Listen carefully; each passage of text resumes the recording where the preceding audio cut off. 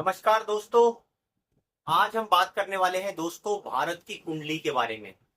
दोस्तों ग्रह दशा कुछ इस तरह की बदल रही है कि कुछ बहुत बड़ा होने का संकेत मिल रहा है और खास तौर पे भारत के अंदर कुछ ऐसा दिखाई पड़ रहा है दोस्तों, ग्रह दशा की जो है जितने भी गोचर हो रहे हैं उनसे, कि भारत के अंदर कुछ अभूतपूर्व परिवर्तन हो सकता है।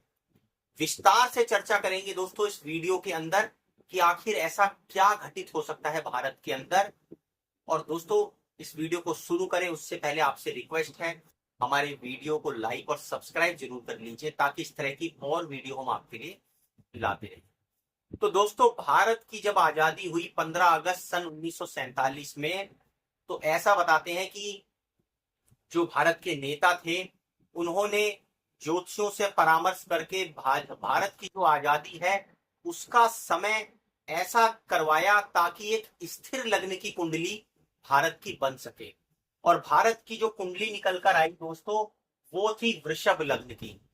इस वृषभ लग्न की कुंडली को अगर आप देखेंगे तो इसमें क्या है खास, ये देखिए दोस्तों। लग्न में खुद राहु बैठे हुए हैं, सप्तम में बैठे हुए हैं केतु। उसके बाद दोस्तों यहां पर जो दूसरा भाव है जिसमें मिथुन राशि है उसमें बैठे हुए हैं मंगल। और जो तीसरी राशि है जो जन प्रतिनिधित्व को दिखाती है, प्रजा को दिखाती है, जनता को दिखाती है, राज्य की, उस भाव में बैठे हुए हैं दोस्तों सूर्य, चंद्र, शुक्र, शनि। और उसके साथ साथ दोस्तों गुरु महाराज बैठे हुए हैं छठे भाव में। अब यहां पर जो तीसरा भाव है दोस्तों जिसे कर्क लग्न भी, कर्क राशि जिसे बोला जाता है, वहां पर भारत की कुंडली के अंदर 5 ग्रहों का जोड़ है। अब 5 पंचग्रही योग बन रहा है। पंचग्रही में चंद्र खुद अपनी कर्क राशि में बैठे हुए हैं, सूर्य बैठे हुए हैं, शुक्र बैठे हुए हैं और शनि बैठे हैं, बुध भी बैठे हुए हैं। अब देखिए ये तो है जो भारत की आजादी की कुंडली। अब हम बात करते हैं वर्तमान में क्या ग्रह दशा चल रही है। ये जो लग्न कुंडली है उसके अनुसार भारत की अभी चंद्र की महादशा चल रही है। चंद्र महादशा 2015 से शुरू हुई थी और 2025 तक की थी और चंद्र महादशा 2025 में खत्म हो रही है।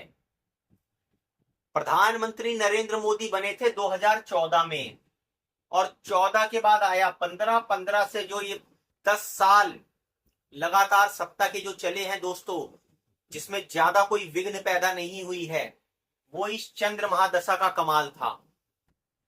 अभी आपको दोस्तों और भी बहुत सारी रोचक बातें जानने को मिलेंगी।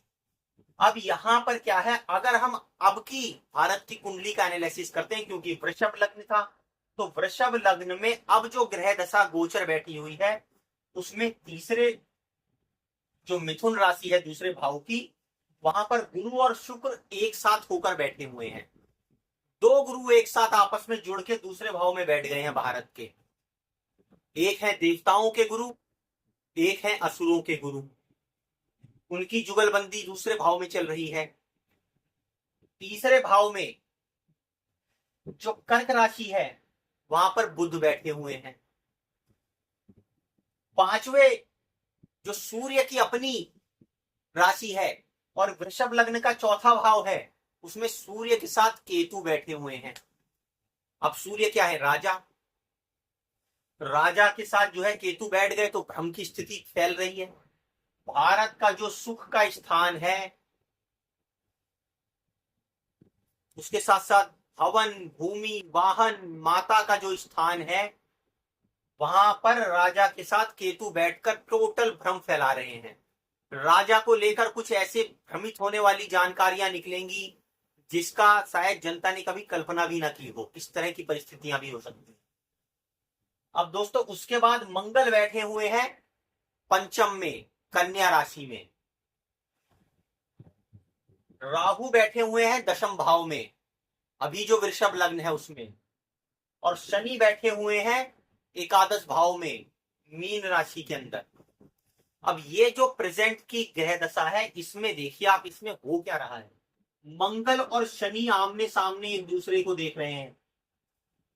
अब ये जो पंचम भाव है भारत की कुंडली का, आप इसको समझ लीजिए। और जो एकादश भाव है, जो आय स्रोत है, जो कमाई वाला धंधा व्यापार, आय जो होती है जिससे कमाई होती है, उसमें शनि बैठ गए हैं और यहां मंगल बैठे हुए, दोनों एक दूसरे को देख रहे हैं।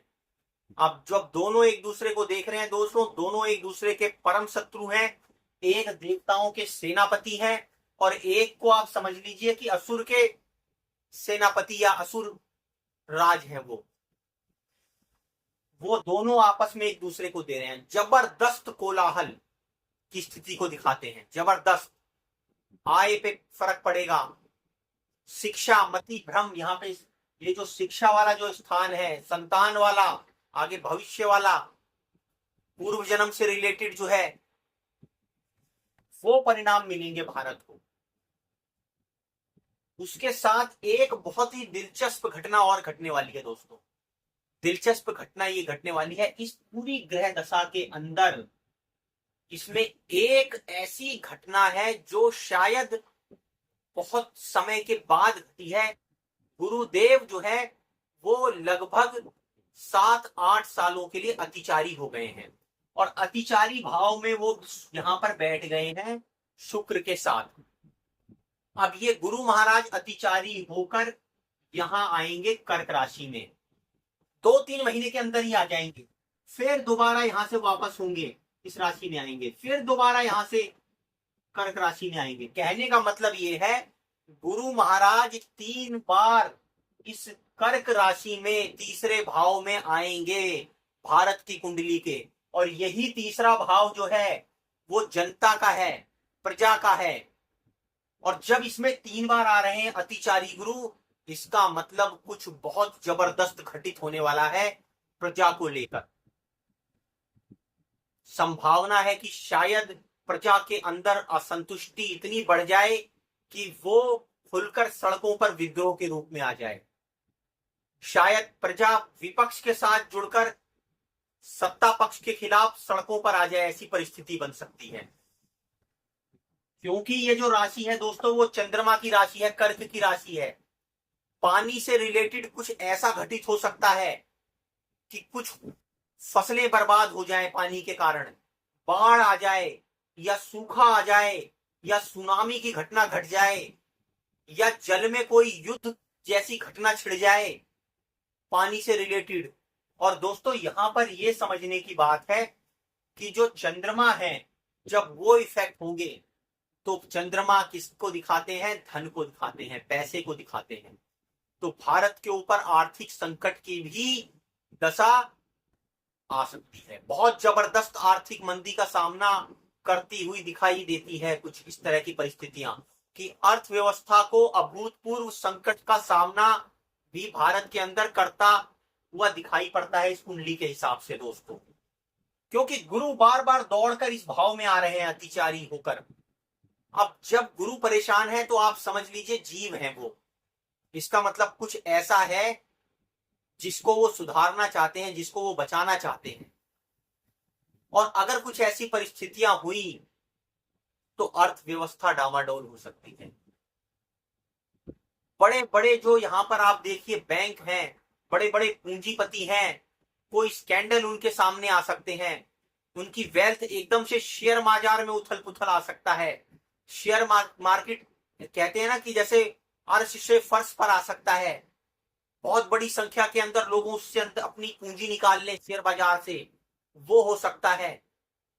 इस तरह की घटनाएं हो सकती हैं क्योंकि चंद्रमा धन को, पैसे को, रुपए को रिप्रेजेंट करते हैं, जल तत्व को रिप्रेजेंट करते हैं।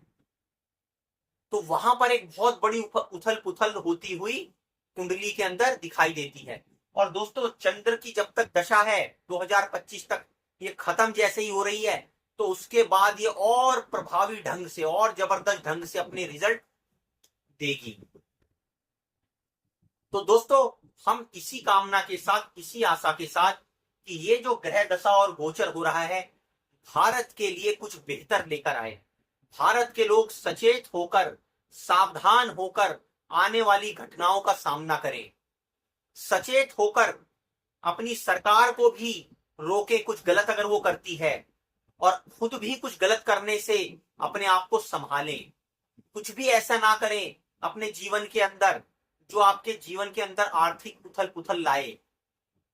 इसी कामना के साथ दोस्तों हम अपनी वीडियो समाप्त करते हैं। हमारी वीडियो को लाइक और सब्सक्राइब जरूर कीजिए।